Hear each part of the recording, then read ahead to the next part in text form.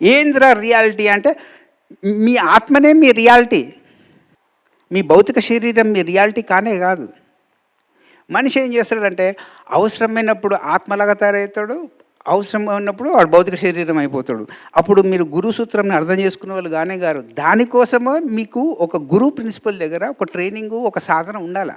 ఒక 41 డేసో, ఒక 10 డేసో, ఒక 4 మంత్సో, ఒక 6 నెలల్లో, ఒక సంవత్సరమో, కొందరికైతే 40 సంవత్సరాలు ట్రైనింగ్ చేసినా వాడికి ఇంచు కూడా కదలడు. కానీ అలాంటి వానికి ట్రైనింగ్ ఇచ్చినప్పుడు గురువుకి మంచి సహనం నేర్చుకుంటాడు. మాకు నిజంగా 35 ఇయర్స్ నుంచి అందరూ వచ్చి చెప్తుంటారు, పిరమిడ్ సొసైటీలో ఇంప్రూవ్మెంట్ బాగుందా అంటే, బాగాలేదా అంటే. ఎందుకంటే ప్రతి ఒక్కరు కూడా మనకి ఏదో ఒకటి నేర్పించడానికి వస్తారు. ఏం నేర్పించారా బాబు అందరు కలిసి పత్రిజీ గారికి అంటే, అల్టిమేట్ సహనంగా ఫైనల్గా ఆయన బాడీ వికెట్ చేసేటప్పుడు కంప్లీట్ సహనంతో నిండిపోయి ఉన్నాడు ఆయన. ఏం నేర్పించాం మనం అంటే సహనం నేర్పించాం ఆయనకు. మళ్ళా ఆయనకు సహనం ఉన్నప్పుడు నిజంగా మళ్ళీ వీళ్ళందరికీ సహనం ఉండాలి కదా. ఇప్పుడు పనిచేసే వాళ్ళకు